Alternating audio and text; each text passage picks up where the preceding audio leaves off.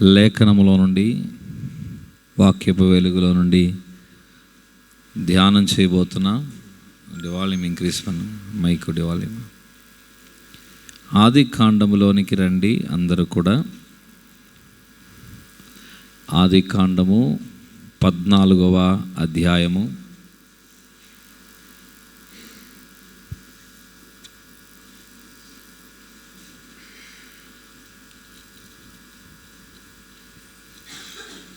ఇరవై వచనాన్ని చదువుకుందాం. ఆది కాండము 14:20. ఆది ఆగమం 14:20. నీ శత్రువులను సర్వోన్నతుడగు దేవుడు స్తుతింపబడును గాక అనియు చెప్పెను. అప్పుడు అతడు అన్నిటిలో ఇతనికి ఏం చేశాడంటే 10వ వంతు ఇచ్చాను. హల్లెలూయా చెప్దాం గట్టిగా. ఓకే, రైట్, మంచిది. 2026వ సంవత్సరం దేవుడు మీ శత్రువులను మీ చేతికి అప్పగించేటటువంటి ఒక సంవత్సరముగా ఉంటుంది. కొద్ది గట్టిగా హల్లెలూయా. శత్రువులను మీ చేతికి ప్రభు ఏం చేసే సంవత్సరం? అప్పగించే సంవత్సరం. ఆమె మనుషుని జీవితంలో చాలా రకాలైనటువంటి శత్రువులు ఉన్నారు. చాలా రకాలైనటువంటి శత్రువులు ఒక వ్యక్తి జీవితంలో కనబడక పోరాడుతూ ఉంటారు. అయితే పోరాడుతున్నటువంటి ప్రతి ఒక్క శత్రువు ప్రభు అంటున్నారు, ఆ శత్రువులను ఏం చేశానంటే మీ చేతికి అప్పగించి ఉన్నాను. ఆమె మీరు పాత నిబంధన గ్రంథములో సరిగ్గా వాక్యాన్ని మీరు చదివి గనక చూసినట్లయితే, శత్రువు అన్న పదానికి చాలా అర్థాలు ఉన్నాయి. శత్రువు అన్న పదానికి చాలా అర్థాలు ఉన్నాయి. దాంట్లో మరి ముఖ్యంగా ద్వితీయోపదేశ కాండములో మనము చదివి చూసేటప్పుడు, ద్వితీయోపదేశ కాండములో శత్రువును గురించినటువంటి వివరణ పలు విధాలుగా అక్కడ ఇవ్వటం జరిగింది. దానిలో మాట్లాడుతూ ఒక వ్యక్తి జీవితంలో కనబడి పోరాడుతున్నటువంటి శత్రువు ఒక పక్క అయితే, కనబడకుండా పోరాడుతున్నటువంటి శత్రువు ఇంకొక పక్క ఉన్నారు. అయితే ప్రతి ఒక్క వ్యక్తి జీవితంలో కనబడి పోరాడుతున్నటువంటి ఒక శత్రువు ఏంటని చెప్పానంటే, ఆ వ్యక్తి జీవితంలో ఆర్థిక సంక్షోభం, ఆర్థిక లేమి, అది ఒక వ్యక్తి జీవితంలో శత్రువుగా ఆ వ్యక్తిని పోరాడుతూ ఉంటుంది. ఈ పోరాటమునకు మార్గం ఏంటి? ఈ పోరాటము నుండి విడుదల పొందటం ఎలాగా? ఈ పోరాటముల నుండి ఒక వ్యక్తి స్వేచ్ఛను, స్వాతంత్ర్యాన్ని పొందటం ఎలాగా అని చెప్పానంటే, తనకి వాక్యం సెలవిస్తున్నటువంటి ఒక పరిష్కారము ఏంటని చెప్పానంటే, మీరు దేవునికి లోబడి ఉండండి, అప్పుడు శత్రువైన అపవాది మీ యొద్ద నుండి పారిపోతాడు. హల్లెలూయా. మీరు దేవునికి లోబడి ఉండండి,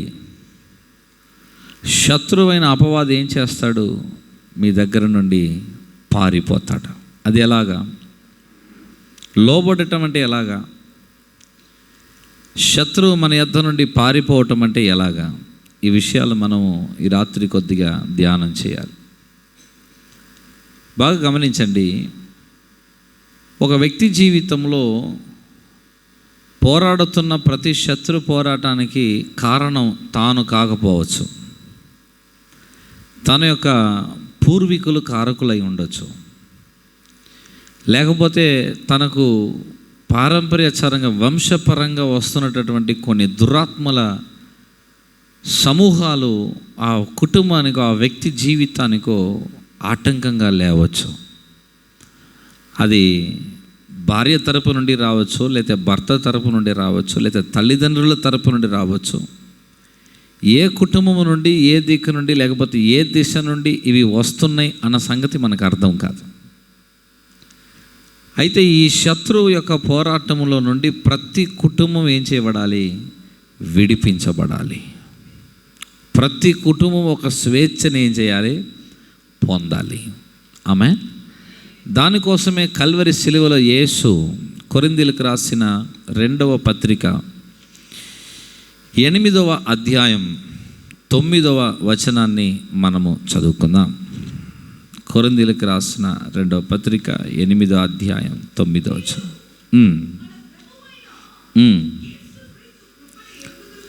ఎరుగుదురు కదా.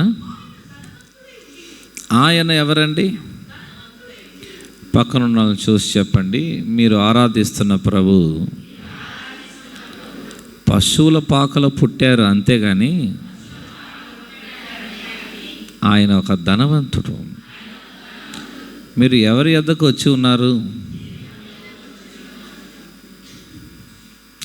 కొంతమంది మైండ్లో యేసు ప్రభువును గురించిన పిక్చర్ ఎట్లా ఉందనంటే, సిలువలో పరితాపంగా ఒక చిన్న వస్త్రం కట్టుకొని మేకులతో వేలాడుతూ రక్తం కారుతున్న అదే రూపంలోనే ప్రభువుని ఇంకా ఏం చేస్తున్నారు? చూస్తూ ఉన్నారు. బాగా గమనించండి. ఒక పటములో యేసుప్రభు ముఖం వేసి సంకన ఒక గొర్రె పిల్లను పెట్టి చేతికి ఒక కర్రనిచ్చి ఫోటోలో ఫ్రేమ్ కట్టి మీకు అలానే ప్రభుని చూపించారు.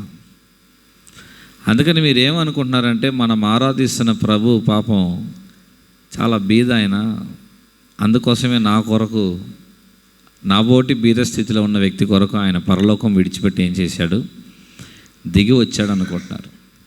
కానీ పౌలు దాన్ని క్లియర్గా మెన్షన్ చేస్తున్నాడు. ఆయన ధనవంతుడై ఉండియు మీరు తన దారిద్ర్యం వలన ఎవరు కావాలి? అందరు చెప్పట్లేదేంటి? అరగట్లేదా? నమ్మసక్యం కావట్లేదా? లేకపోతే లోపలికి వెళ్ళట్లేదా? మీరు ఎవరు కావాలని? అందరు చెప్పండి. ఏమి కావాలనంట? మీరు ధనవంతులు కావాలని ఆయన ఏం చేశాడంట? ఒక 3 సార్లు చెప్పండి. నేను ధనవంతుని అవ్వాలని క్రీస్తు నా కొరకు దరిద్రుడయ్యాడు.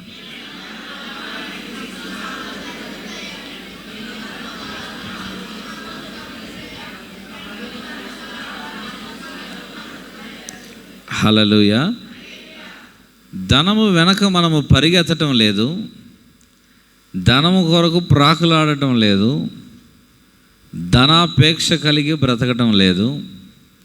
కానీ రక్షణలో క్రీస్తు నా కొరకు నన్ను ఏమి చేయటానికి ఆయన ఏమయ్యాడో దానిని నేను విశ్వసిస్తున్నాను. హల్లెలూయా. శ్రద్ధగా మీరు ఈ విషయాలను క్లియర్గా అర్థం చేసుకోవాలి. ఈ రాత్రి మీరు రాసుకోవటం చాలా సంతోషం. అట్ ద సేమ్ టైం మీరు దాన్ని హృదయంలో కూడా రాయాలి. మీ మనస్సుల్లో కూడా అది చాలా స్థిరంగా నాటబడవలసిన ఒక సత్యం ఈ రాత్రి మీతో నేను మాట్లాడుతున్నాను. ఒక క్లారిటీ, ఒక స్పష్టత మీకు రావాలి దాని విషయంలో. చాలామంది అపార్థం చేసుకుంటూ ఉన్నారు.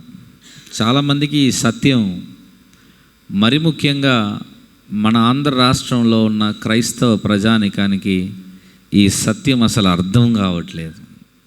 అసలు దీని గురించిన ఒక స్పష్టమైన అవగాహన కలగట్లేదు. దీని గురించి డీప్గా మాట్లాడేటప్పుడు అది తప్పుడు ఉపదేశం అని వక్రీకరిస్తున్నారు. దీన్ని బ్యాలెన్స్ చేస్తున్నప్పుడు ధనాపేక్ష వచ్చేసింది అని అంటున్నారు. కానీ ప్రజల జీవితం మాత్రం ఎలా ఉన్నా పర్వాలేదు వారు ఎలా బ్రతికినా పర్వాలేదు, వాళ్ళు ఎట్టయినా పరలోకంపై చేరితే చాలని చెప్పేసి ఒక ఉదాహరణ చూపిస్తారు. ఏంటిది ఆ ఉదాహరణ అంటే దరిద్రుడైన లాజరు ఉదాహరణ. హల్లెలూయా. సరే, వాళ్ళ లెక్క ప్రకారమే మనం పోదాం చంద్రన్ బ్రదర్, వాళ్ళ లెక్క ప్రకారమే మనం వెళ్దాం. వాళ్ళ లెక్క ఏంటంటే దరిద్రుడైన లాజరు లెక్క. ఓకే, నేను ఆ లెక్కకే వస్తాను. తలకాయలు పైకెత్తి నా మాటేనండి. దరిద్రుడైన లాజరు ఎవరు ఒడిలోకి పోయి పనుకున్నాడని రాసింది? మరి అబ్రాహాం ఎవరు? మరి లాజిక్ ఎట్ట మిస్ అయ్యారు వీళ్ళు?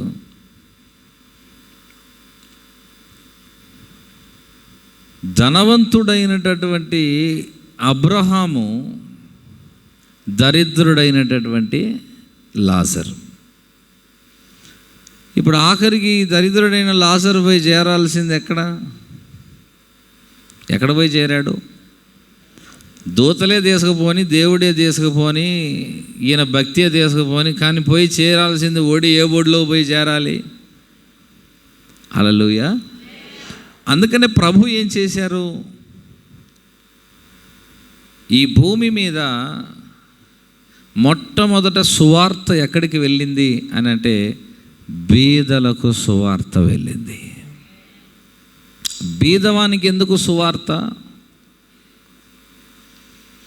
రోగికి ఎందుకు సువార్త? శాపములో ఉన్న వ్యక్తికి ఎందుకు సువార్త? పాపములో ఉన్న వ్యక్తికి ఎందుకు సువార్త? పాపములో ఉన్నవాడిని పరిశుద్ధపరచడానికి సువార్త, రోగములో ఉన్నవాడిని స్వస్థపరచడానికి సువార్త, రోగిని బాగు చేయటానికి వచ్చింది సువార్త. ఎంతకి మురికి గుడ్డ వంటి నీతి కలిగిన వ్యక్తిని దైవ నీతితో కుమారత్వపు స్థానాన్ని ఇవ్వటానికి వచ్చింది దేవుని యొక్క నీతి. శాపములో ఉన్న వ్యక్తి జీవితమును ఆశీర్వాదంగా మార్చటానికి క్రీస్తు మన కొరకు ఏమయ్యారని రాసింది? శాపమయ్యారు. అంటే దారిద్ర్యములో ఉన్నటువంటి వ్యక్తికి ఎందుకు సువార్త అంటే అతనిని ధనవంతునిగా చేయటానికి అతనికి సువార్త ప్రకటించబడింది. హల్లెలూయా.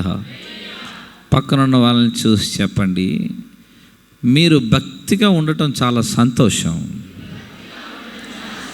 ప్రార్థన చేస్తున్నారు, కర్చీపులు తడుపుతున్నారు, సంతోషం. బైబిల్ ఎగబడి తెగబడి చదువుతున్నారు, సంతోషం. పక్కనున్న వాళ్ళు దవడపలు రాలిపోయేంత చప్పట్లు కొట్టి పాడుతున్నారు, సంతోషమే. అంతా సంతోషమే. ఆత్మను పొందుకున్నారు, సంతోషమే. భాషలు మాట్లాడుతున్నారు, సంతోషం. ఆధ్యాత్మికమైనటువంటి అన్ని కార్యక్రమాలను చేస్తూ ఉన్నారు, చాలా సంతోషం. కానీ ఈ ఆధ్యాత్మికమైన కార్యక్రమాలన్నిటి విషయంలో దేవుడు మీ విషయంలో ఎంత అనుగ్రహము చూపుతున్నాడో అలాగనే నీ భౌతిక జీవితం యొక్క స్థితిగతులను మార్చే విషయంలో కూడా నా దేవుడు అంతే అనుగ్రహపూర్ణుడై ఉన్నాడు. హల్లెలూయా. చాలా ఆసక్తి కలిగి ఉన్నారు. చెప్పండి, ఏం కలిగి ఉన్నారంటమ్మా?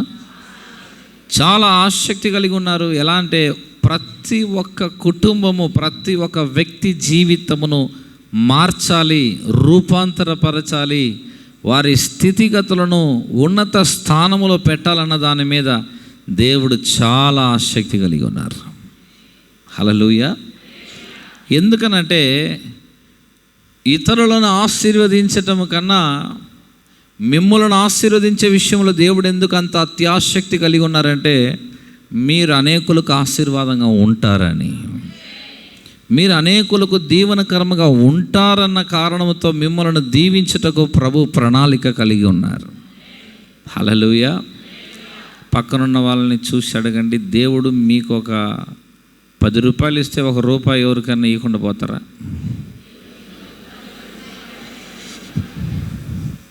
పోతారా? ఈరా?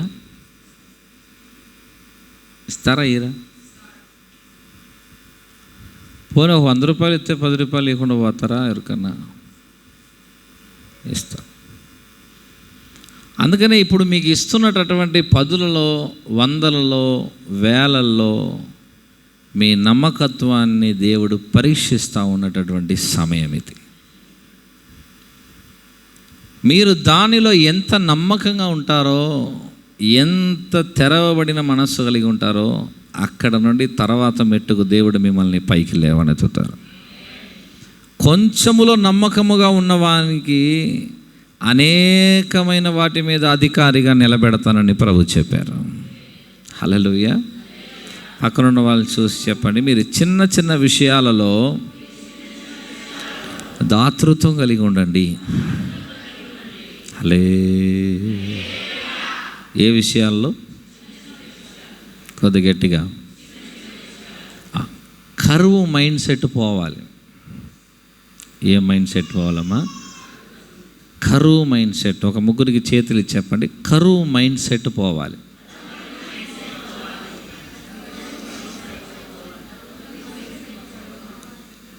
హలే పేస్ట్ అయిపోయి ఉంటుంది. పేస్ట్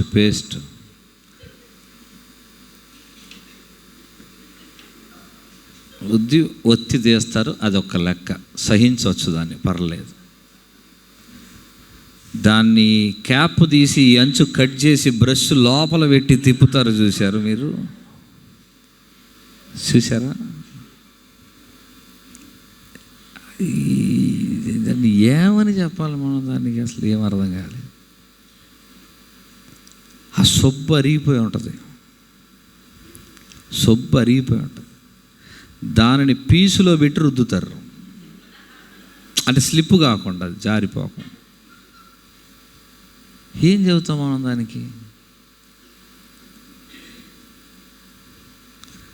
అది మన దగ్గర లేకపోవటం వలన కాదు, ఇది విశాలం అవ్వలేదు ఇంకా. అది లేకపోవటం వలన కాదు.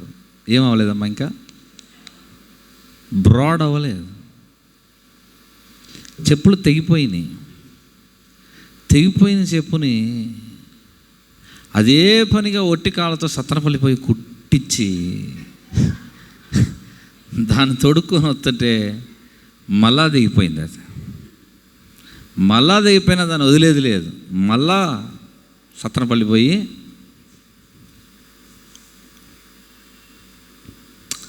ఒక కరువు మనస్తత్వం, కరువు మైండ్ సెట్. అది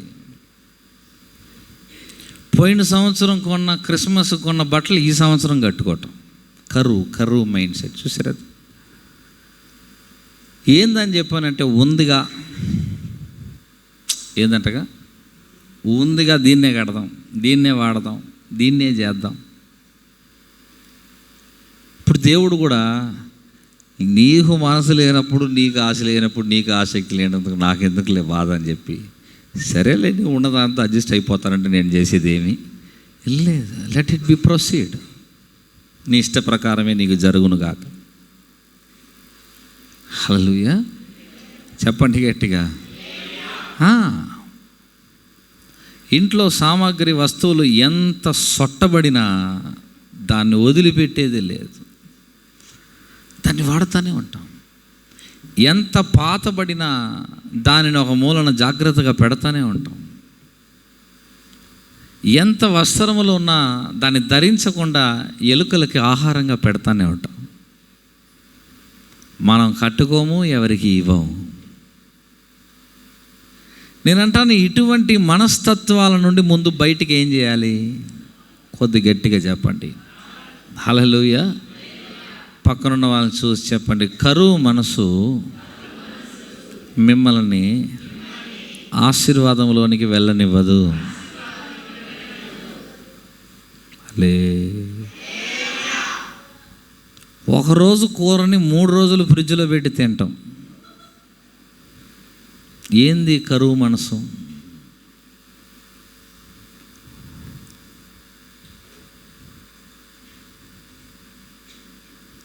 ఎట్నో దేవుని దయలో మా ఇంట్లో ఫ్రిడ్జ్ లేదు. చక్కగా ఏ పూట కాపాడు, కనీసం కూరగాయలు కూడా మా భార్య ఎక్స్ట్రా తేనీయట్లేదు నన్ను. ఏమంటే మీరు రోజు బజార్కి వెళ్తారు కాబట్టి ఏ రోజుకి ఏం కావాలో అది మాత్రం తీసుకురండి, ఆ పూటకు వండుకొని తిందామని. ఫ్రిడ్జ్ లేకుండా పోయింది. ఎంత ప్రశాంతంగా ఉందనుకున్నారు? ఒక పూట తిన్న కూర ఇంకో పూట ఏం చేయట్లేదు. ఫ్రిడ్జ్లో పెట్టి మళ్ళీ సాయంత్రం వేడి చేసి పోసే క్రమం లేదు మనకి. ఇది పెద్ద ఆశీర్వాదం. అర్థమైందా మీకు? మన జీవితాల్లో ప్రభువు మనల్ని దీవించటానికి ముందు, మనల్ని హెచ్చించటానికి ముందు, మనల్ని ఆశీర్వదించటానికి ముందు, మన స్థితిగతులను మార్చడానికి ముందు, మన చేతికి ఐశ్వర్యాన్ని ఇవ్వటానికి ముందు మన మనస్తత్వాలను దేవుడు ముందు మారుస్తారు. అది మార్చకుండా దేవుడు ఎవరికి ఏది ఇవ్వడంటే ఇవ్వడు. పాత మనస్తత్వాల్లో, పాత ఆలోచనలో, పాత పద్ధతిలో, పాత విధానాలలో క్రొత్త ఆశీర్వాదాన్ని దేవుడు జీవితంలోకి తీసుకొని రాలేడు. ఆమెన్. కొద్ది గట్టిగా చెప్పండి హల్లెలూయా. కొద్ది గట్టిగా చెప్పండి. పచ్చడే తిని బ్రతుకుదామన్న కూరగాయలు ఏమైంది? కూరగాయలు కొనే పని కూడా లేదు. చక్కగా తోట వేసుకొని తినేవాళ్ళు ఉన్నారు. వాళ్ళని బట్టి స్తోత్రం, చాలా సంతోషం. నేనంటాను, ప్రభు మీకు అనుగ్రహించిన ప్రతి వనరులు కూడా ముందు మీరు తిని తృప్తి నొంది ఆరోగ్యంగా ప్రభుని స్తుతించటానికి ముందు దేవుడు మీకు ప్రతి వనరులను ఇస్తున్నాడు. దాని దగ్గర మీరు పిసినారితనం చూపించి తినకుండా, ధరించకుండా, సంతోషంగా ఉండకుండా దాచిపెట్టి తీసుకుపోయి ఎక్కడో సాటు పోయాల్సి వస్తుంది. నేనంటాను, దేవుని మనసు మీ విషయంలో చాలా విశాలమైనది, చాలా విశాలమైనది. వాక్యం అంటుంది, వారు గనక నా మాట వింటే నేను వారిని కొండ తేనెతో తృప్తిపరుస్తానంటాడు.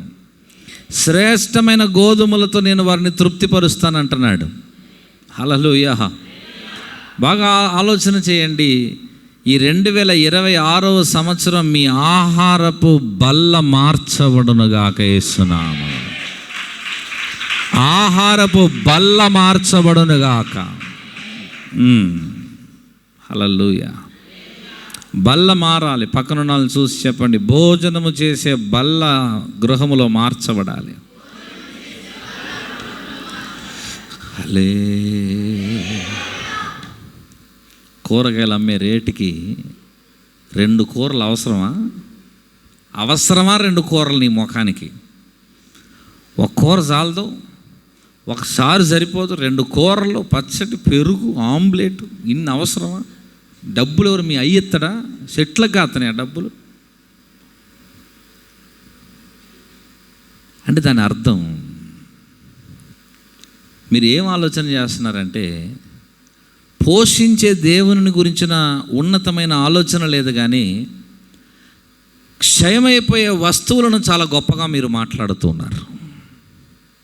నేనంటాను, అది క్షయమైపోయే వస్తువు. దానిని ఎప్పుడు గొప్పగా ఎంచద్దు, గొప్పగా మాట్లాడద్దు. ఆశీర్వదించే దేవుని దీవెనలను గురించి, దేవుని గురించి మీరు గొప్పగా మాట్లాడటం నేర్చుకోవాలి. హల్లెలూయా. క్షయమైపోయే వస్తువులను గురించి గొప్పగా మాట్లాడేటటువంటి ఆ నోరు నీ కొరకు శ్రేష్టమైనటువంటి క్రొవ్విన ఆహారముతో కూడిన బల్లను నిత్యము సిద్ధపరచినటువంటి దేవుని గురించి ఎందుకని మన నోరు మాట్లాడలేకపోతుంది? హల్లెలూయా. ఇజ్రాయేల్ ప్రజలకి మన్నాను దేవుడు అనుగ్రహించారు. మన్నాను అనుగ్రహించిన తర్వాత కొంతకాలానికి వారు మాంసము కావాలని ఆశపడ్డారు. దేవుడు వారికి మాంసాహారం ఇచ్చారు. ఆ తర్వాత దేవుడు వారిని పాలు తేనెలు ప్రవహించే దేశంలోనికి తీసుకొచ్చారు. అక్కడ భూమి యొక్క శ్రేష్టమైనటువంటి ఫలములను, పంటను వారు భుజించారు. వాక్యం అంటుంది, సారవంతమైన ఆహారమును వారు భుజించారంట. నేను మిమ్మల్ని దీవిస్తున్నాను. మీ తరములలో, మీ కుటుంబంలో ఎవరికి లేని సారవంతమైనటువంటి ఆహారము చేత దేవుడు మిమ్మల్ని తృప్తిపరచునుగాక. మీ భోజనపు బల్లలు సర్వ సమృద్ధితో నింపబడి ఉండునుగాక. క్రొవ్విన ఆహారముల చేత మీ భోజనపు బల్ల నింపబడి ఉండునుగాక. హల్లెలూయా. అబ్రహాం యొక్క ఆశీర్వాదములో, అబ్రహాం యొక్క దీవెనలో చాలా ఉన్నతమైనటువంటి ఆశీర్వాదం ఏంటని చెప్పానంటే ఆహార పదార్థం. మీకు తెలుసా, సుమారు 300 మంది కంటే ఎక్కువైన మంది తన యొద్ద పనివారు ఉన్నారు. అవసరమైనప్పుడల్లా 300 కుటుంబానికి ఒక గొర్రె పిల్లనో లేకపోతే ఒక పొట్టేలనో కుటుంబానికి ఒకటి కోస్తే వారానికి మినిమం ఒక 4 సార్లు వాళ్ళు తిన్నా కానీ ఆలోచన చేయండి, 1200 పొట్టేళ్ళు లేక 1200 గొర్రెలు తెగుతాయి. ఏది నేను చెప్పేది ఒక వారం లెక్క. అంటే అంత విస్తారమైనటువంటి సమృద్ధైనటువంటి క్రొవ్విన ఆహారము తన ఇంట ఏం చేయబడుతుంది, సిద్ధపరచబడింది. చేతులెత్తి మీరు దీవించండి. నా ఇంటిలో, నా నివాస స్థలములలో, నా కుటుంబములో, నా పిల్లల జీవితములో అతి శ్రేష్టమైనటువంటి ఆహారము, క్రొవ్విన ఆహారము, శ్రేష్టమైన ఆహారము, దేవుని ఆశీర్వాదము చేత నింపబడినటువంటి భోజన బల్ల నా ఇంటిలో, నా కుటుంబములో, నా పిల్లల కుటుంబంలో ఉంటుందని యేసు నామములో నేను నమ్ముచున్నాను. హల్లెలూయా. నీతిమంతుల పిల్లలు వారు భిక్షమెత్తరని వాక్యం సెలవిస్తుంది. వారు రొట్టెలకు ఎక్కడ అల్లాడరు అని వాక్యం సెలవిస్తుంది. మీ తరాల యొక్క దీవెన మీ దగ్గర నుండి మొదలవుతుందని రాత్రి మర్చిపోవద్దు. మీ దగ్గర నుండి మీ పిల్లల యొక్క ఆశీర్వాదం మీ దగ్గర నుండే స్టార్ట్ అవుతుంది. మీరే దానికి సంబంధించినటువంటి తలుపులు తెరవాల్సిన వారు, మీరే దానిని ప్రకటించాల్సిన వారు, మాట్లాడవలసిన వారు, ఒప్పుకోలు చేయాల్సిన వారు, మీరే వాటికి సంబంధించిన తలుపులను తెరవలసినటువంటి వారై ఉన్నారు. హల్లెలూయా. చూడండి, మెల్కీసెదెక్ అని చెప్పినటువంటి యాజకుడు వచ్చి అబ్రహామును ఆశీర్వదిస్తున్నాడు. ఏమని ఆశీర్వదిస్తున్నాడు? నీవు శత్రువుల యొక్క గవిని ఏం చేసుకుంటావు? స్వాధీనపరుచుకుంటావు. చదవండి ఒకసారి అందరు కలిసి 14:20. ఆదికాండం 14:20 మరలా చదువుదాం.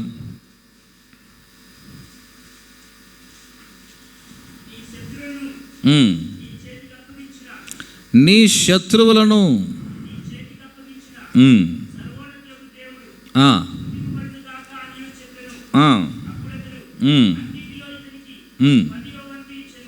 అతడు అన్నిటిలో ఇతనికి ఏమి ఇచ్చాడంట? ఆమేన్. హల్లెలూయా. బాగా గమనించండి, అతడు ఇతనిని ఆశీర్వదించాడు. 19వ వచనం సెలవిస్తుంది,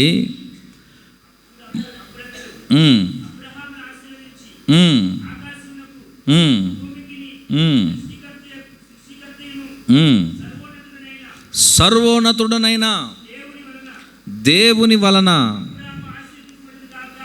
అబ్రహాము ఆశీర్వదింపబడును గాకనియు. అతనిని దీవిస్తున్న విధానం చూడండి. షాలేము రాజైన మెల్కీసెదెకు రొట్టెను ద్రాక్షారసమును అబ్రహాము దగ్గరికి తీసుకొని వచ్చాడు. అంటే రొట్టె ద్రాక్షారసము పానము చేస్తున్నప్పుడు అక్కడ ఒక కార్యం జరుగుతూ ఉంది. అందుకని బెల్లారాధనను మీరు చాలా లైట్గా తీసుకోవటానికి వీల్లేదు. అది చాలా విలువైనది. మీ కంటికి కనబడని కొన్ని ఆధ్యాత్మికమైన మార్పులను మీ జీవితంలో, మీ కుటుంబంలో, మీ వంశములలో జరిగిస్తుంది. చూడండి, అతడు రొట్టెను ద్రాక్షారసమును మెల్కీసెదెక్ కనబడిన ఈ షాలేము రాజు అయినటువంటి ఈ మెల్కీసెదెక్ కనబడిన యాజకుడు అబ్రహాముకు రొట్టెను ద్రాక్షారసమే ఇస్తున్నాడు. కానీ అతడు తన కలిగిన యావత్తులో నుండి ఏమిస్తున్నాడంట? 10వ వంతు ఏం చేశాడంట? అతనికి ఇచ్చాడంట. అతడు దీవించాడు, ఇతడు ఇచ్చాడు. అందరు చెప్పండి, అతడు దీవించాడు. ఆమెన్, హల్లెలూయా. ఇప్పుడు ఆ దీవెన ఎట్ట పని చేసింది తరాల మీదకి? ఆ ఆశీర్వాదము తరతరాల మీదకి ఎలా పని చేసింది? అతడు రొట్టెను ద్రాక్షారసమును పుచ్చుకున్న వెంటనే ముందుగా ఏం చేశాడంటే తన కలిగిన దాంట్లో నుండి 10వ వంతునిచ్చి దానిని స్వతంత్రించుకున్నాడు. నా మాట మీకు అర్థమవుతుందా? ఆమె దానిని అతడు ఏం చేశాడు చెప్పండి? స్వతంత్రించుకున్నాడు. తన వంశమునకు, తన తరతరములకు దానిని హక్కుదారులుగా, దానికి వాళ్ళందరూ భాగస్థులుగా చేసేసాడు. ఎలా చేశాడు? దానిని 10వ వంతుని ఇచ్చుట ద్వారా దానికి తన తరము వారందరినీ హక్కుదారులుగా చేశాడట. హల్లెలూయా. పక్కనున్న వారిని చూసి చెప్పండి, మిమ్మల్ని దీవిస్తున్న ప్రతి దీవెన వాక్కు వెనక దేవుని యొక్క ప్రణాళిక ఉన్నది. హల్లెలూయా. కొద్ది గట్టిగా చెప్పండి. జస్ట్ అబ్రహాము తనకు కలిగిన దానిలో 10వ వంతును మాత్రమే ఇచ్చాడు. జరిగింది ఏంటో తెలుసా? తన తరములకు కావలసినటువంటి ఆశీర్వాదమును, ఆస్తిని, సమృద్ధిని ఇతడు ఇచ్చిన ఒక్కసారి అర్పించినటువంటి ఆ యొక్క దశమ భాగము ద్వారా, 10వ వంతు ద్వారా అతడు తన తరమంతటికి సమకూర్చిపెట్టాడు. దేవుడు ఎంత గొప్ప డోర్ ఓపెన్ చేశాడంటే, మీరు అదే 15వ అధ్యాయంలోకి వస్తే 14వ వచనంలో అంటాడు చూడండి. 15:14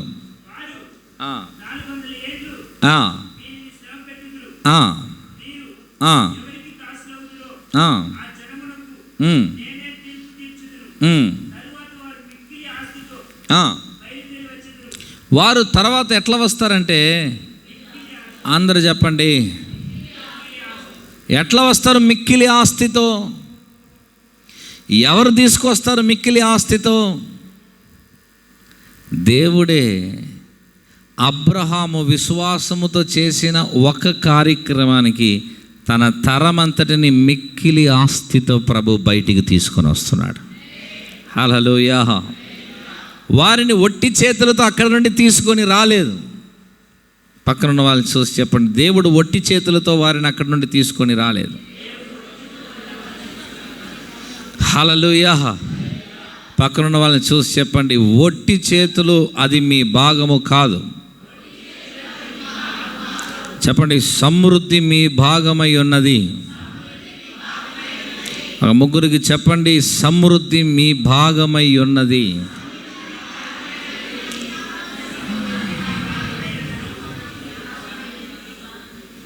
హల్లెలూయా. చెప్పండి, గట్టిగా చెబుతామా? హల్లెలూయా. వారిని ఎట్లా తీసుకురాలేదు అక్కడి నుండి? మాట ఎప్పుడు ఇచ్చాడు? 430 సంవత్సరాలకు ముందే మెల్కీసెదెక్ అని చెప్పబడినటువంటి ఆ యాజకుని యొక్క దీవెన అబ్రహాము మీదకి రావటమే కాకుండా తన తరముల మీద కూడా ఎలా వచ్చిందో కీర్తనల గ్రంథములోనికి మీరు రండి. 105వ కీర్తన 37వ వచనం, 105వ సంగీతం 37వ వచనం.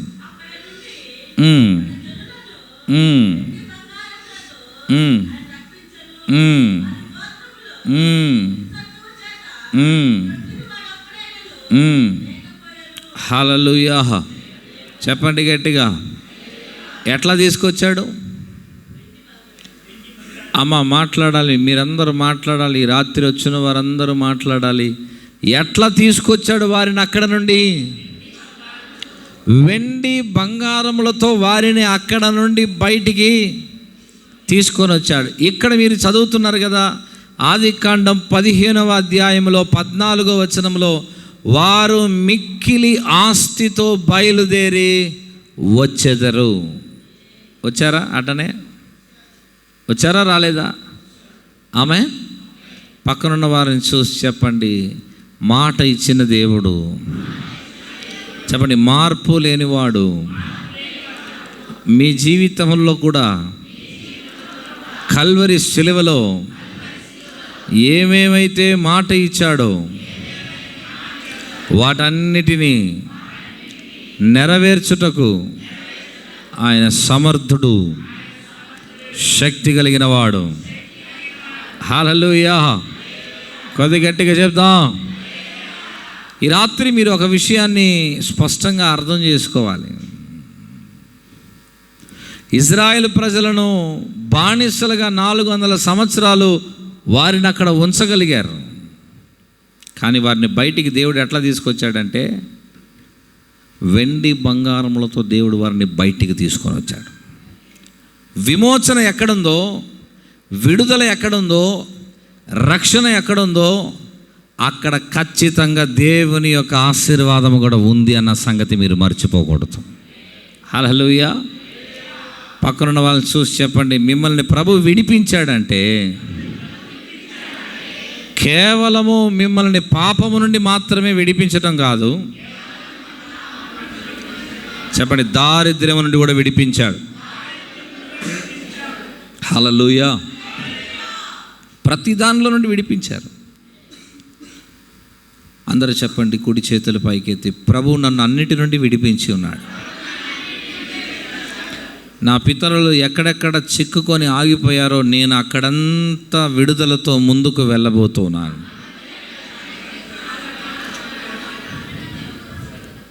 హల్లెలూయా! హల్లెలూయా! చూడండి, వాక్యం అంటుంది, వారిని వెండి బంగారములతో అక్కడ నుండి ప్రభు బయలుదేరి చేశారంట. అంటే వారు వెళ్ళినప్పుడు ఎలా ఉన్నారో, లేకపోతే అక్కడ ఉన్నన్ని సంవత్సరాలు ఎట్లా ఉన్నారో తెలియదు, కానీ బయటికి వచ్చేటప్పుడు మాత్రం వాగ్దానం యొక్క నెరవేర్పు వారి ముఖములో, వారి బ్రతుకుల్లో, వారి వస్త్రధారణలో, అన్నిటిలో వాగ్దానం యొక్క నెరవేర్పు స్పష్టంగా బయలుపడతా ఉంది. హల్లెలూయా! పక్కనున్న వాళ్ళని చూసి చెప్పండి, ఈ రాత్రి మీ యొక్క చెరసాల అనుభవాన్ని, బానిసత్వపు అనుభవాన్ని యేసు నామములో ప్రభు త్రిప్పి వేయునుగాక. నమ్మేవారు చప్పట్లు కొడుతూ గట్టిగా దేవునికి స్తోత్రం చెప్పండి. గట్టిగా చప్పట్లు కొడుతూ యేసయ్యకు స్తోత్రం చెప్పండి. మీరు చప్పట్లు కొడుతూ చెప్పాల్సిన మాట ఏంటంటే, నా యొక్క చెర మారుతుంది, నా బంధకము మార్చబడుతుంది, నా దారిద్ర్యం ఈ రాత్రి మార్చబడతా ఉంది, నా లేమి సమృద్ధిగా మార్చబడుతుంది. నా నిమిత్తము క్రీస్తు దరిద్రుడయ్యాడు గనుక క్రీస్తు యేసు ద్వారా నేను ధనవంతునిగా చేయబడుతున్నాను. ఈ రాత్రి అటువంటి కృప నా మీద, నా పిల్లల మీద, నా కుటుంబం మీద, నా తరముల మీదకి యేసు నామములో ఈ రాత్రి విడుదల చేయబడుతుంది. ఈ రాత్రి అటువంటి కృప చేత నేను నింపబడుతున్నాను. అటువంటి కృప చేత ఈ రాత్రి ప్రభు నన్ను నింపుచూ ఉన్నాడు. హల్లెలూయా! హల్లెలూయా! బాగా గమనించండి, ఒక వ్యక్తి యొక్క జీవితంలో నరకము నుండి తప్పించటం ఒకటే దేవుని ఉద్దేశం కాదు. అతని జీవితంలో అతనిని అన్ని విషయాలలో విడిపించాలన్నది దేవుని యొక్క ఉద్దేశం. వాక్యం అంటుంది, అపవాది రాసినటువంటి చేరాత ఏదైతే ఉందో అది క్రీస్తు కల్వరి సిలువలో తన రక్తము ద్వారా తుడిపివేశారంట.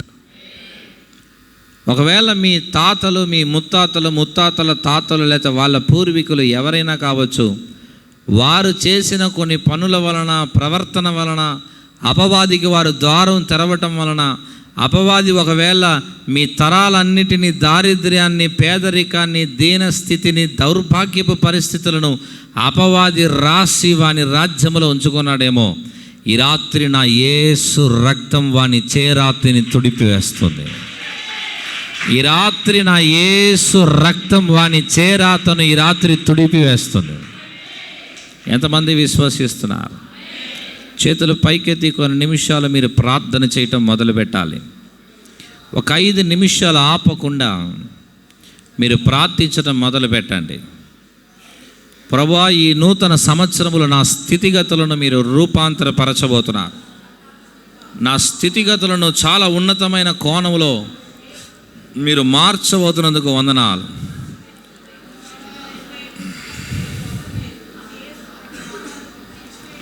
నా చెరను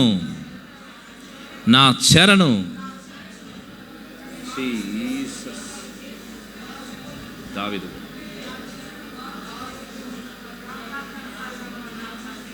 ప్రార్థన చేయండి.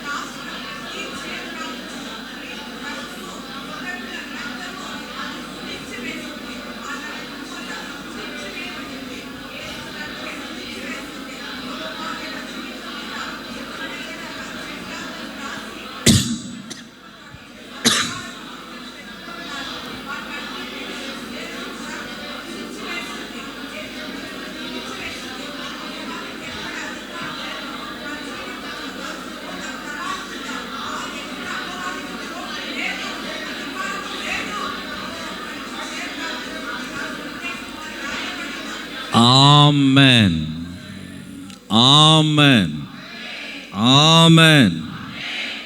109వ కీర్తన 17వ వచనం, 109 సంగీతం 17వ వచనం, 109వ కీర్తన 17, 109 17, 109 17.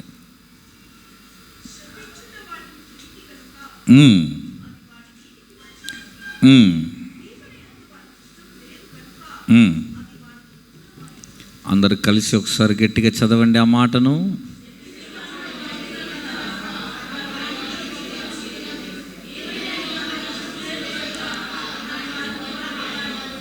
హల్లెలూయా. అందరూ చెప్పండి, శపించుట నాకు ఇష్టము లేదు, ఆశీర్వదించటమే నాకు ఇష్టము. కొన్ని సందర్భాలలో బ్లడ్ లైన్ కనెక్షన్స్ ఉంటాయి. నన్ను చూస్తూ వినండి శ్రద్ధగా. బ్లడ్ లైన్ కనెక్షన్స్ అంటాం, దానిని రక్త సంబంధం అంటాం. బ్లడ్ లైన్ కనెక్షన్లో జరుగుతున్న పని ఏంటనంటే, శాపపు మాటలు మీరు పలికి ఉండరు, కానీ మిమ్మల్ని కన్నవారు మాట్లాడి ఉంటారు. మిమ్మల్ని కన్న తల్లో లేకపోతే తండ్రో వాళ్ళ నోరు మంచిది కాకుండా పోయి ఉండొచ్చు. వారు లెగిస్తే మాట్లాడేది బూతు మాటలు, లెగిస్తే మాట్లాడేది శాపపు మాటలు, లెగిస్తే మాట్లాడేది ఇతరుల కొంప గురించి, ఇతరుల బ్రతుకులను గురించి, లెగిస్తే మాట్లాడేది మీకు సంబంధించినటువంటి కుటుంబాలను గురించి. ఇటువంటి ఈ మాటలు ఏం చేస్తుంటేనంటే, అది మన యొక్క కుటుంబాల మీదకి శాపాన్ని తీసుకొని వస్తూ ఉంటాయి. కానీ రాత్రి ఆ శాపపు మాటలన్నిటినీ యేసు నామములో ఈ తరములో మీరు కొట్టివేయుదురు గాక. కుడి చేతులు పైకెత్తి చెప్పండి, తెలిసి కానీ తెలియక కానీ లేక కావాలని కానీ నా పితరులు మాట్లాడిన ప్రతి శాపపు మాటలు, దానిని యేసు నామములో ఈ రాత్రి కొట్టివేస్తున్నాను, దానిని క్యాన్సిల్ చేస్తున్నాను. యేసు రక్తము ద్వారా అపవాదికి నా పితరుల ద్వారా కలిగిన అధికారపు పత్రాలు చించివేస్తున్నాను. అది కొట్టివేయబడునుగాక యేసునామమున. అది నిషేధించబడునుగాక యేసునామమున. ఆమేన్, ఆమేన్. ఈ తరములో ఉన్న మీరు దీవించేటటువంటి మాటలు మాట్లాడేవారుగా ఉండాలి. ఆశీర్వదించే మాటలు మాట్లాడేవారుగా ఉండాలి. ఆశీర్వాదపు దీవెనకరమైన మాటలే మీ నోటిలో నుండి వస్తూ ఉండాలి. ఎవరిని కలిసినా, ఎవరితో మాట్లాడినా కనీసం రోజుకు ఒక 2-3 మీరు దీవించాలి. ప్రభు మిమ్మల్ని దీవిస్తాడు, ప్రభు మిమ్మల్ని అభివృద్ధి పొందిస్తాడు, ప్రభు మిమ్మల్ని హెచ్చిస్తాడు, లేక ప్రభు మీ స్థితిగతులను మారుస్తాడు, ఇప్పుడున్న దానికంటే మిమ్మల్ని చాలా ప్రభు మెరుగుపరుస్తాడని మీరు కలుస్తున్న ప్రతి ఒక్కరిని, చూస్తున్న ప్రతి ఒక్కరిని దీవించటం మొదలు పెట్టాలి. అది ఏం అర్థమవుతుందని అంటే, దీవించటం మీకు ఇష్టమని అర్థమవుతుంది. ఎవరికైతే దీవించటం ఇష్టమవుతుందో వారి తల మీదకి దీవెన దిగి రావటం మొదలవుతుంది. హల్లెలూయా. కొద్ది గట్టిగా చెప్పండి. దీవెన పలుకులే మీ నోట యేసు నామములో స్థిరపరచబడును గాక. எல்லாரும் சொல்லுங்க, ஆசீர்வாதமான வார்த்தைகளை என் நாவிலே வருவதாக. ఆశీర్వాదమైన మాటలే నా నాలుకలో వచ్చును గాక. హల్లెలూయా. ఎంతమంది మీరు మీ భార్యలను లేక మీ భర్తను ఎంతమంది దీవిస్తున్నారు? ఏంది ఇది? ఇంత నిశ్శబ్ద నిషీది ఎదురైంది నాకు. ఎంతమంది బ్లెస్ చేస్తున్నారు మీ భార్యను? జోజ్ బ్రదరు, చంద్ర బ్రదరు, తర్వాత రామలింగం బ్రదర్ ఎత్తారు, యోసేపు గారు ఎత్తారు. పెద్ద వెరీ గుడ్. ప్రతిరోజు వారిని ఏం చేయాలి? నీకు బుద్ధి లేదు, నిన్ను చేసుకున్నందుకు ఆ గాడిదని చేసుకున్నా బాగుపడేది, పోయి నిన్ను చేసుకున్నాను నేను, నీకు అసలు ఏమి రాదు, ఏమీ తెలియదు, అన్నీ చేసేయని తెలివి తక్కువ పనులు, బుద్ధి లేని పనులే, నీకు బుర్రే లేదు. ఇవన్నీ ఆశీర్వాదాలా? చెప్పండి. వాక్యం అంటుంది, వారికి దీవెన యందు ఇష్టము లేదు గనుక, క్లియర్గా ఉంది, వారికి దీవెన యందు ఇష్టము లేదు గనుక అది వారికి దూరముగా ఉందంట. వారికి దీవెన యందు ఇష్టం ఉంది కనుక అది వారికి సమీపంగా వస్తుంది. హల్లెలూయా. ఒకవేళ భర్తకు సామర్థ్యం, జ్ఞానం లేకపోవచ్చు, కానీ మీరు మాట్లాడి ఆ కెపాసిటీని ఇంక్రీజ్ చేయవచ్చు. ఎట్లా? ఎండిన ఎముకలు మహాసైన్యముగా మారినట్లుగా, రాతిలో నుండి, రాళ్ళలో నుండి, భయంకరమైనటువంటి రాతిలో నుండి నీటి ప్రవాహం ఎలా వచ్చిందో ఆ రీతిగా మాట్లాడి మీరు చేయొచ్చు. హల్లెలూయా. కొద్ది గట్టిగా చెప్పండి. మీరు దీవించాలి. అందరు చెప్పండి, మీరు దీవించాలి, మీరు ఆశీర్వదించాలి, బ్లెస్ చేయాలి. భార్య భర్తను దీవించాలి, భర్త భార్యను ఏం చేయాలి? దీవించాలి. ప్రతిరోజు మీరు ఆశీర్వదించాలి. ఒకరినొకరు శపించుకోకూడదు, ఒకరికొకరు శాపనార్థాలు పెట్టుకోకూడదు, ఒకరికొకరు మనసులో ఏందో ఆ మనిషి అర్థం కాడు, ఏం చేస్తాడో, ఎడిపోతాడో, ఏం చేస్తున్నాడో అసలు ఏం తెలియదు, ఎంత ఒక అయోమయం రకం అది అని అంటే, భార్య నోట ఒక దీవెనకరమైన మాట భర్తను గురించి లేకపోతే ఆ కుటుంబము, వారి ఇరువురు కలిసి అభివృద్ధి చెందలేరు. హల్లెలూయా. భార్య భోజనపు బల్ల చుట్టూ ఎలా ఉంటుంది? భోజనపు బల్ల చుట్టూ భార్య ఎట్లుంటుందంట? ఒలివ మొక్కలంటుంది. పిల్లలు ఎట్లుంటారు? 128వ కీర్తనలోకి రండి. నీ లోగిట నీ భార్య ఫలించు ద్రాక్షవల్లి వలె ఉంటుంది, నీ పిల్లలు ఎట్లుంటారు? ఒలీవ మొక్కల వలె ఉంటారు. భర్త ఎట్లుంటాడు? యెహోవా యందు భయభక్తులు కలిగిన ధన్యుడుగా ఉంటాడు. హల్లెలూయా.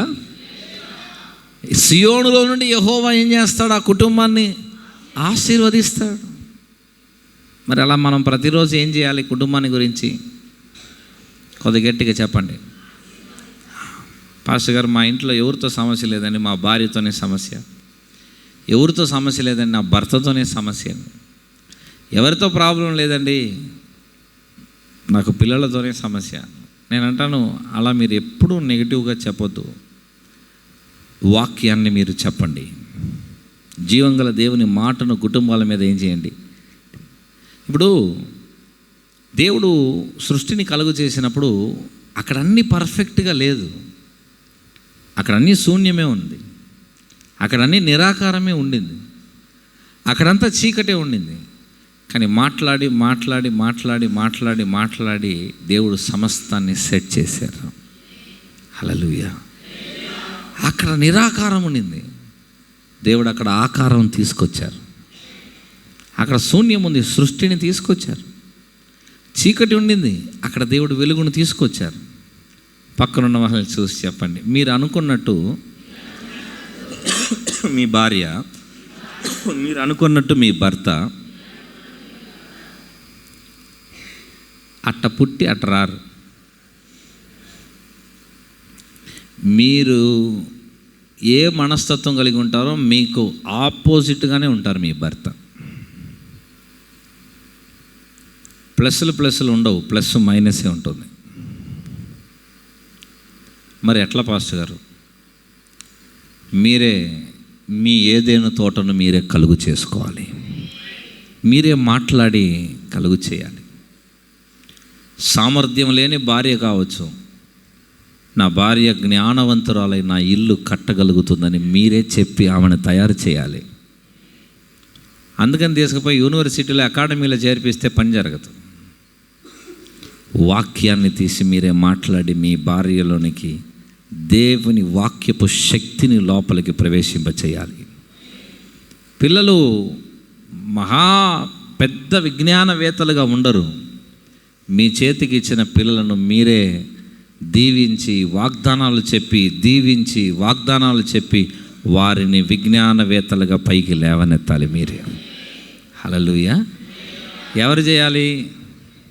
కొద్ది గట్టిగా. కోతి చేతికి తీసుకుపోయి పువ్వుల మాల ఇస్తే ఏం చేసేది?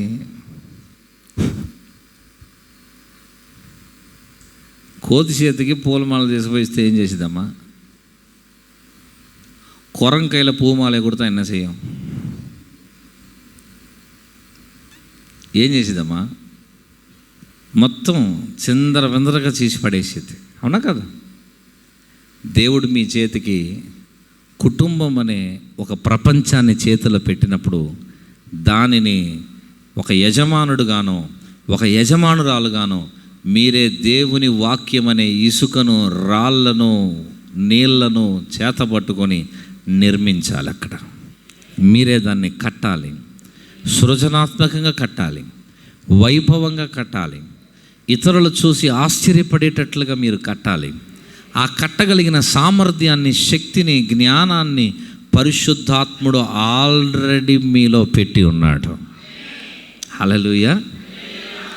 ఆమె అయితేనే మీకు సాటి అయిన సరి అయిన సహాయం అని దేవుడు ఆమెను మీ కొరకు దేవుడు ఇచ్చారు.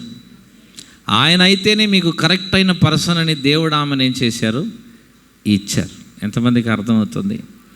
హల్లెలూయా. నా భార్య ఆమెలాగా లేదు, నా భర్త ఈయనలాగా లేడు అని చెప్పానంటే అసలు ముందు నిన్ను పిచ్చాసుపత్రిలో చేర్చాలి. Never compare.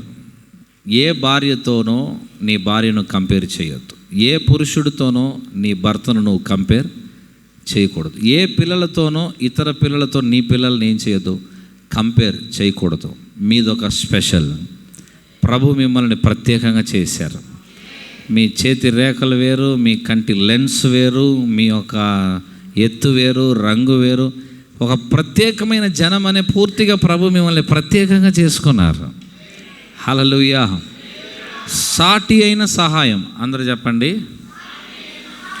సాటి అయిన సహాయం అంటే అర్థం ఏంటి? తెలుగు పండితులు ఉంటే చెప్పండి. ప్రజెంట్ పోలీసు, పూర్వం టీచర్గా ఉన్నవారు మన మధ్యలో ఉన్నారు. అడుగుదాం సిస్టర్ గారిని. సాటి అయిన సహాయం అంటే అర్థం ఏంటి సిస్టర్? తమిళ్లో ఏట్ర తునైని சொல்லப்பட்டிருக்கு. దాని అర్థం ఏంటండి?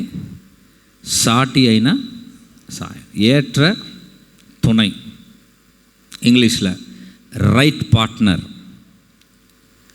అసలు హీబ్రూ ట్రాన్స్లేషన్లో చెప్పబడినటువంటి భార్యకు చెప్పబడినటువంటి సరైన అర్థం ఏంటనంటే, నీ ప్రతి నిస్సహాయమునకు కావలసిన సహాయము తోడుకొనే బావి అని రాశాడు.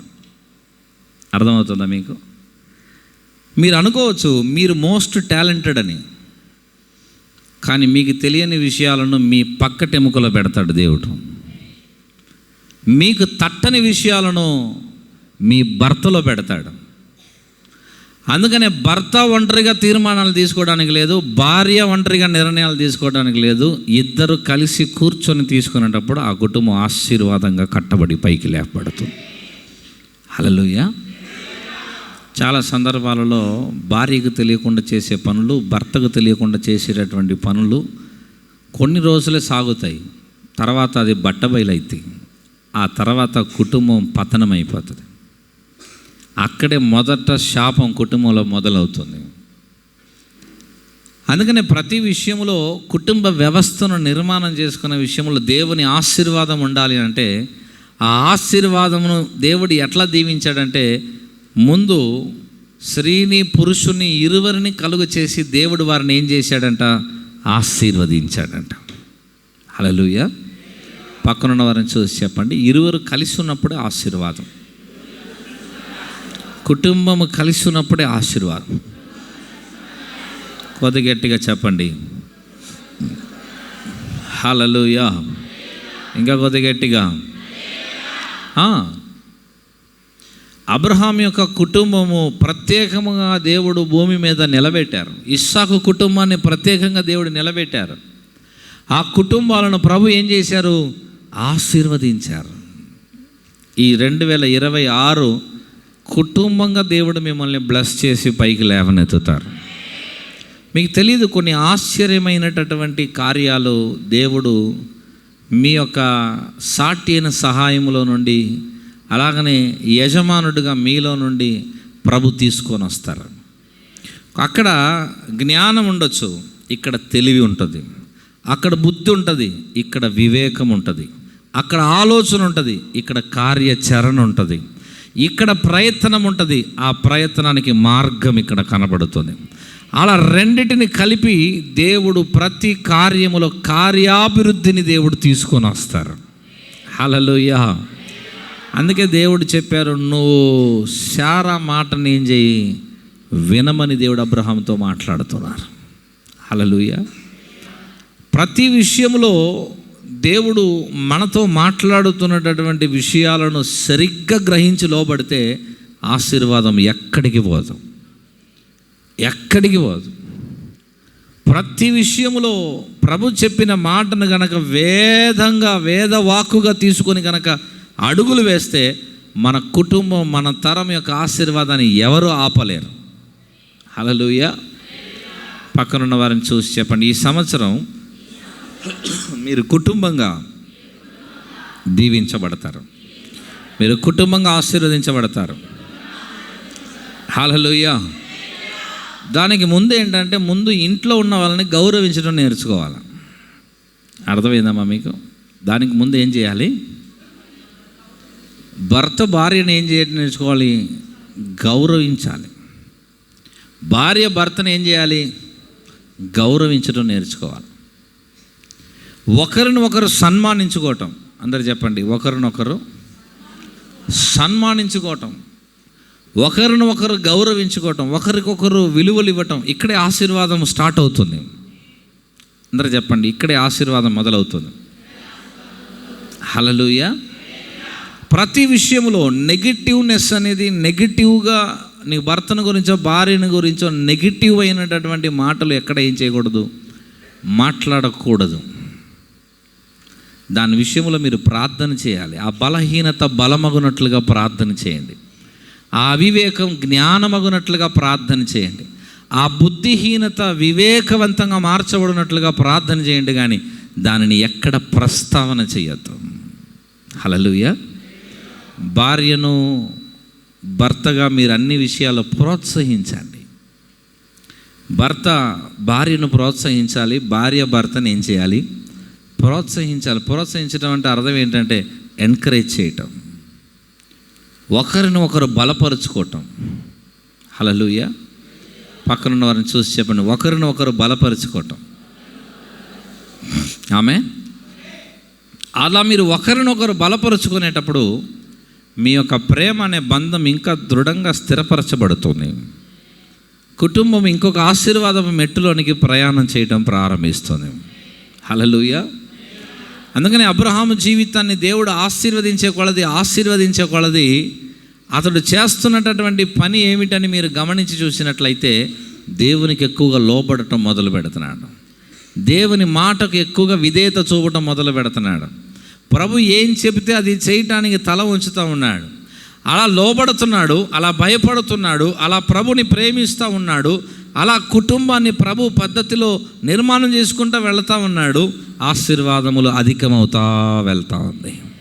హల్లెలూయా. కదా గట్టిగా చెప్పండి. ముందు మీ ఫ్యామిలీ ఆశీర్వదించబడాలి. నా మాట మీకు అర్థమవుతుందా? ముందు మీ ఫ్యామిలీ ఏం చేయబడాలి? ఫ్యామిలీ ఆశీర్వదించబడటం అంటే అర్థం ఏంటి? ఆరోగ్యకరమైన రిలేషన్షిప్ ఉండాలి. అదే బ్లెస్సింగ్. ఆరోగ్యకరమైన సంబంధాలు ఉండాలి. ముఖాలు తిప్పుకోవటం, వారాలు నెలలు మాట్లాడుకొని ఉండటం, అలగటం, ముఖం మార్చుకోవటం, కోపపడటం, ఇసుకోవటం, కసురుకోవటం, నాదే నెగ్గాలంటాం, చిన్న వాటికి కూడా కోతిలాగా చెట్టెక్కి కూర్చోవటం, అలగటం, టక్కని సూట్ కేసు ఎత్తుకోవటం, 4 రోజులు కనపడకుండా అడ్రస్ మార్చేయటం, ఇవన్నీ మారాలి. ఆరోగ్యకరమైనటువంటి ఒక సంబంధం అంటే ఒక ప్రేమ, ఆప్యాయత, అనురాగము, ఇది కుటుంబంలో ఏమవ్వాలి చెప్పండి? పెరిగేటప్పుడు అది ఆశీర్వాదం యొక్క తొలిమెట్టు. అలే నేను తినేటప్పుడు నా భార్య తినిందా లేదా అని అడగాలి. నేను తిని తేపులు వదలటం కాదు. భార్య తింటున్నప్పుడు భర్త తిన్నాడా లేదా అని ఆయనకు ఒక మాట ఏం చేయాలి? ఏం చేయాలమ్మా? అడగాలి. చేస్తున్నారా? ఎంతమంది చేస్తున్నారు? ఏమో ఏడాది తిరిగి ఏమేమి మేసి వస్తున్నావు ఎవరికి తెలుసు? నిన్ను అడగాల్సిన పని ఏముంది?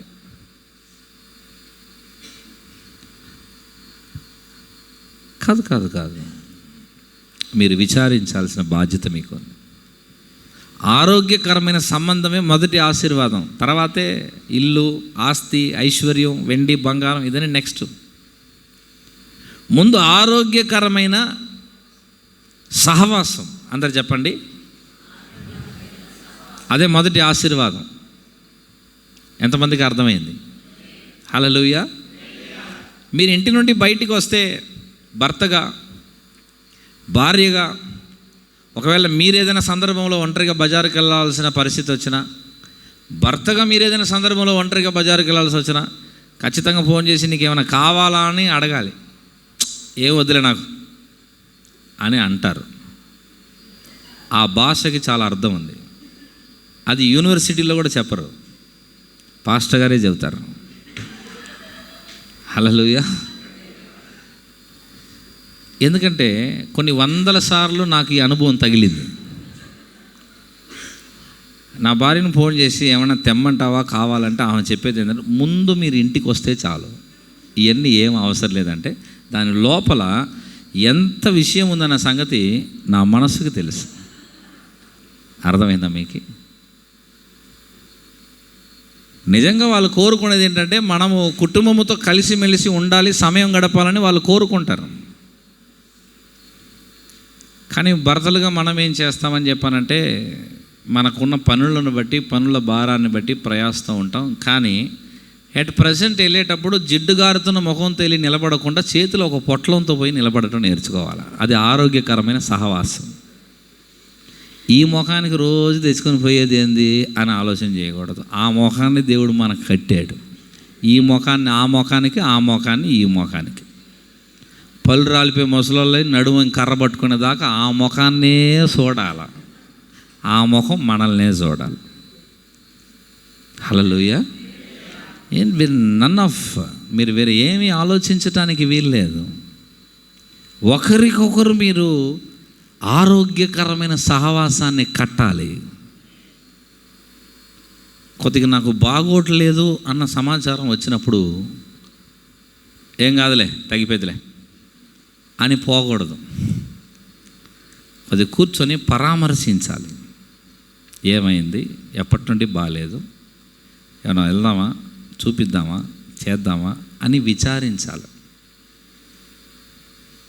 అట్టపోయి ఇట్టొచ్చి ఇంకా తగ్గలేదు, ఇంకా ఎడ తగ్గిద్ది, పనుకో, గంటల మంచం ఎక్కువ, తగ్గిపోద్ది, మొహం చూడు ఎట్టుందో అనరాదు, అనకూడదు. నీకు తెలియకుండానే నీ ఇంటి మీద పెట్రోల్ పోస్తున్నావు. కొన్ని క్షణాల్లో బగ్గుమని మండిందంటే 24 గంటలు ఆ పరిసరాల్లో కనపడలేవు నువ్వు. ఆ రాత్రి నీకు భోజనం ఉండదు, చెప్పలేము, పడక కూడా బయటపడవచ్చు నీకు. అర్థమైందమ్మా?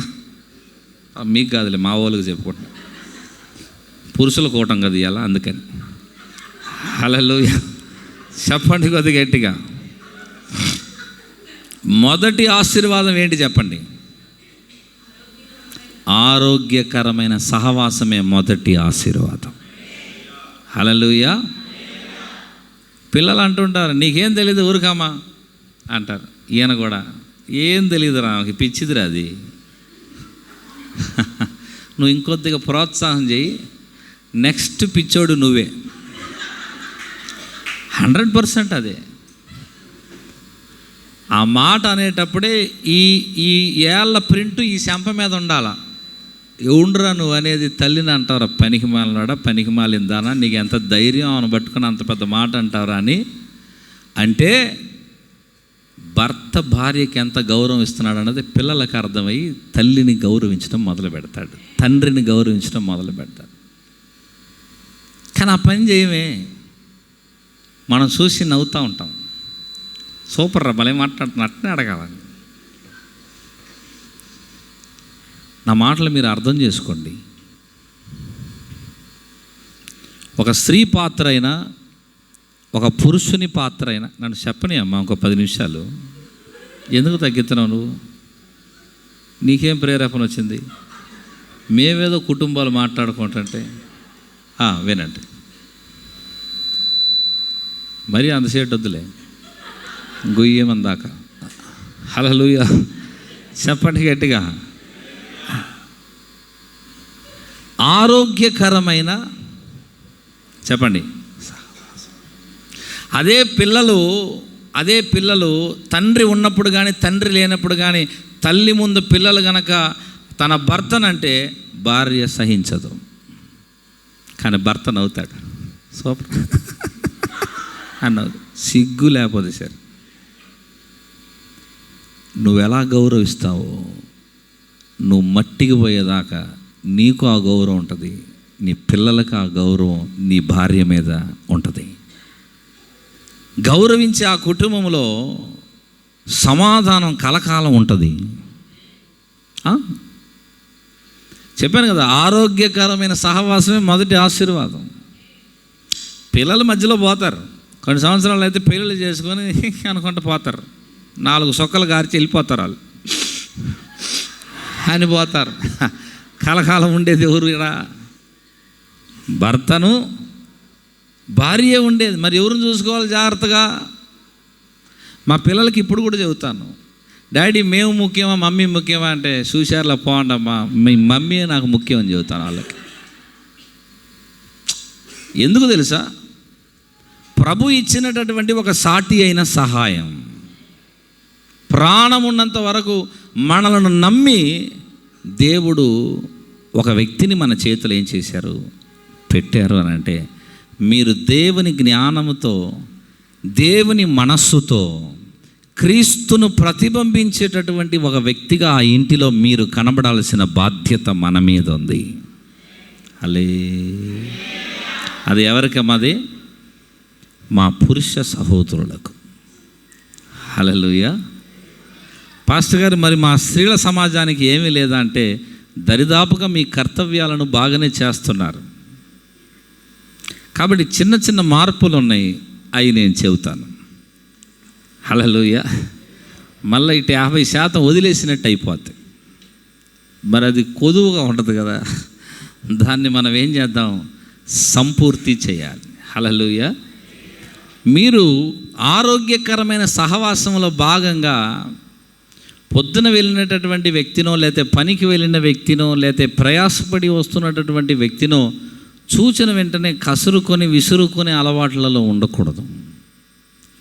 ఆరోగ్యకరమైన సహవాసంలో మొదటి భాగంగా పాపం పొద్దున వెళ్ళిన వ్యక్తి ప్రయాసపడి వస్తున్నాడే అని అతన్ని చేర్చుకొని అతనిని మీరు ఏం చేయాలని చెప్పంటే ఆతిథ్యం ఇచ్చి ప్రేమను కనపరచాలి. హల్లెలూయా. నువ్వు తెచ్చే ఎవరికి చాలుతాయి? ఏ మూలకిది? నువ్వు పడే సంపాదన, నువ్వు చేసే పని, నువ్వు చేసే జీతం మీద ఏం దేశాన్ని వెళ్తారా?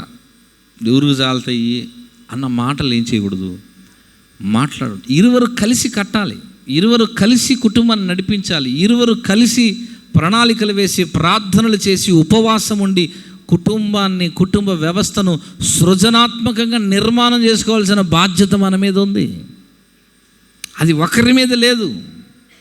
భర్త మీద నెపము మోపకూడదు, భార్య మీద నెపము మోపకూడదు, పిల్లల మీద నెపము మోపకూడదు. మీరు ఇరువురు కలిసి కట్టాలి. అతడు పని రీతిగా ప్రయాసపడుతుంటే మీరు ప్రార్థన రీతిగా ప్రయాసపడండి, వాక్యం రీతిగా మీరు ప్రయాసపడండి, ఉపవాసం రీతిగా ప్రయాసపడండి. భర్త వద్దు అన్న విషయాన్ని, చెయ్యొద్దు అన్న విషయాన్ని చేయమాకండి. చేసి ఎందుకు లేనిపోని కొలువు తెస్తారు. అర్థమైందమ్మా మీకు?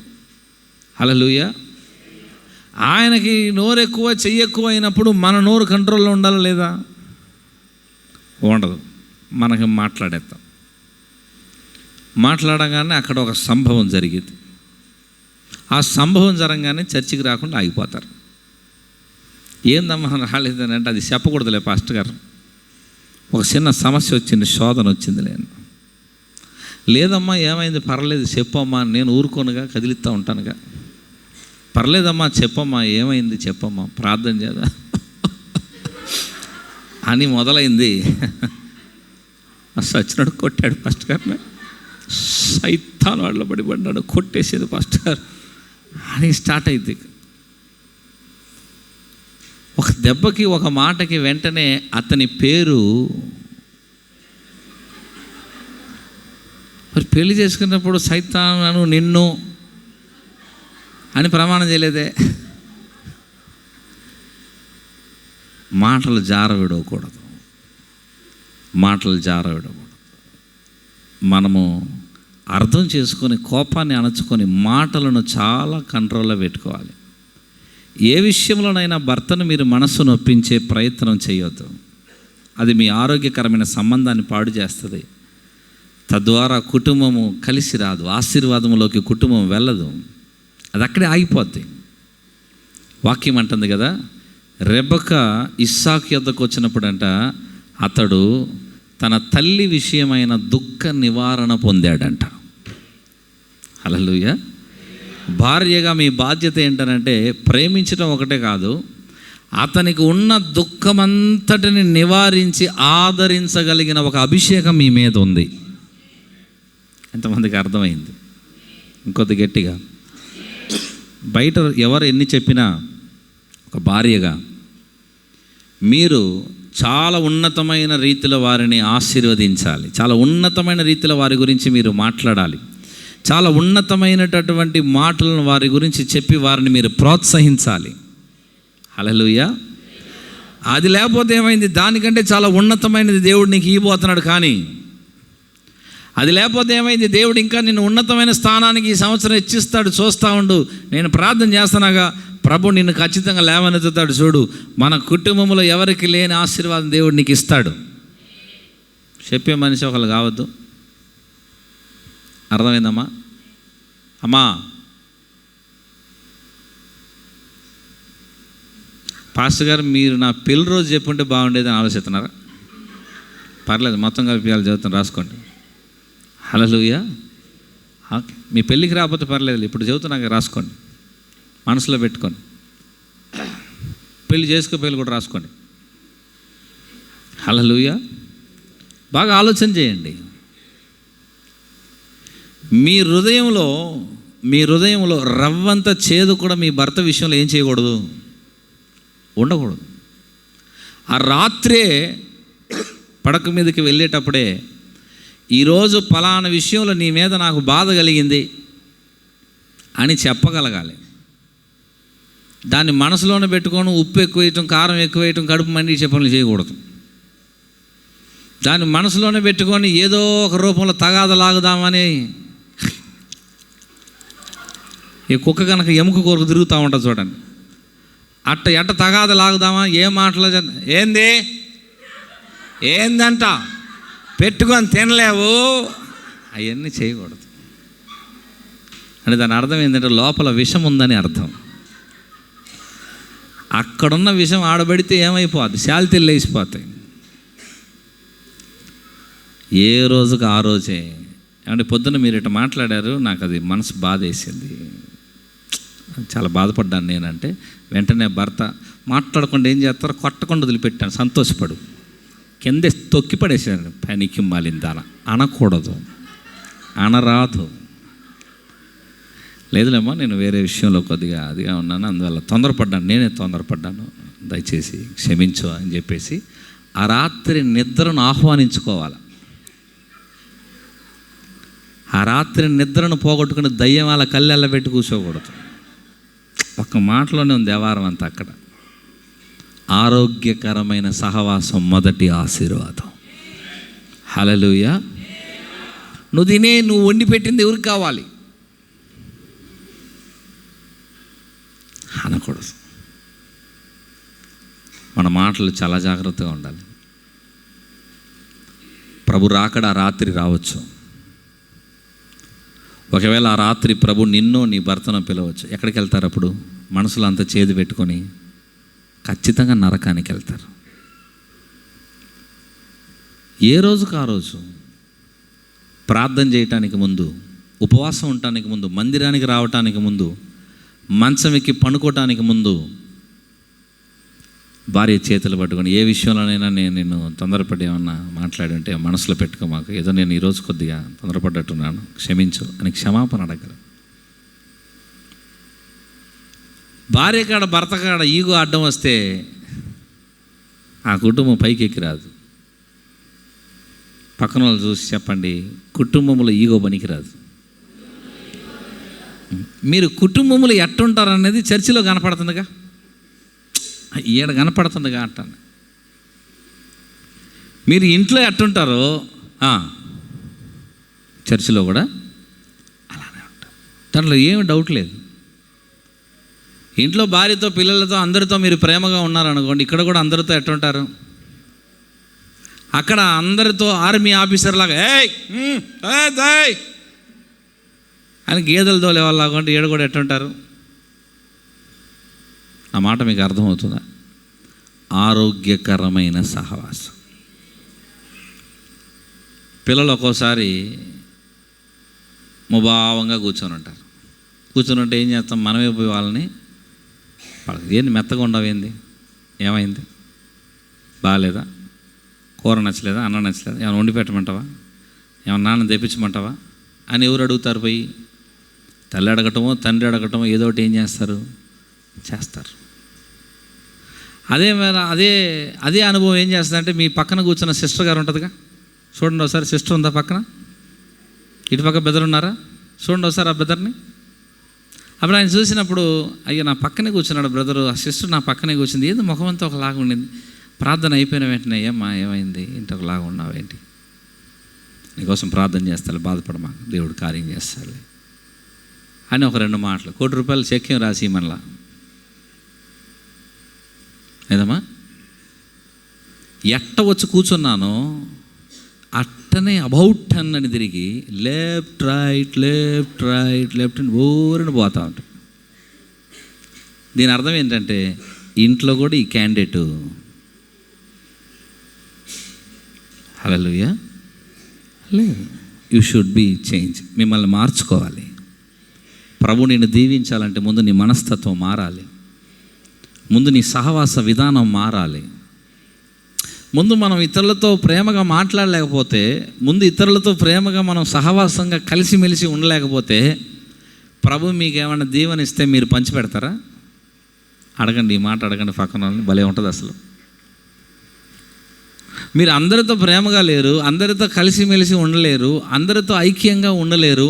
మరి అలాంటప్పుడు మిమ్మల్ని దేవుడు ఆశీర్వదిస్తే మీరు అందరికీ పంచిపెట్టగలుగుతారా? చెప్పండి. నెవర్. ప్రభువా నేను అంతే, కానీ నువ్వు ఇస్తే అందరికి ఇస్తాను ప్రభువా. అసలు లేనిది తర్వాత ఎట్లా వస్తుంది? రాదు. అందుకనే మన కుటుంబం యొక్క ఆశీర్వాదం ముందు ఆరోగ్యకరమైనటువంటి ఒక సహవాసం, ఆరోగ్యకరమైన ప్రేమ, ఆరోగ్యకరమైనటువంటి ఆప్యాయతలు, అనురాగాలు కుటుంబాల్లో ఏం చేయాలి? ఉండాలి. అదే మొదటి ఆశీర్వాదం. రెండో వచ్చే ఆశీర్వాదమే మనం ధ్యానం చేసిన వెండి, బంగారము, ఆస్తి, ఐశ్వర్యము, గృహము, సకల సంపదలతో నింపబడిన ఇల్లు. హల్లెలూయా. పక్కనున్న వాళ్ళని చూసి చెప్పండి, మీ ఇంటిలో ప్రేమ ఎంత ఎక్కువ ఉంటుందో, సమాధానం ఎంత ఎక్కువ ఉంటుందో, మీ ఇంటిలో మనసులు ఎంత ఎక్కువగా కలిసి ఉంటాయో అంతగా మీ గుడారంలోనికి దేవుని ఆశీర్వాదం వస్తుంది. మీరు ఇది చేయండి, అది ఆటోమేటిక్గా వస్తుంది. ఆ మాట అర్థమైందా మీకు? కళ్ళు మూసుకోనండి, ప్రార్థన చేద్దాం. కళ్ళు మూసుకోండి, ప్రార్థన చేద్దాం. భార్యాభర్తలుగా వచ్చుంటే మీరు ఒకరి చేతులు ఒకరు పట్టుకోండి. ఫ్యామిలీస్గా వచ్చుంటే ఫ్యామిలీస్గా కలిసి నిలబడండి. పిలువమ్మా, తొందరగా పిలువు. ఒకరి చేతులు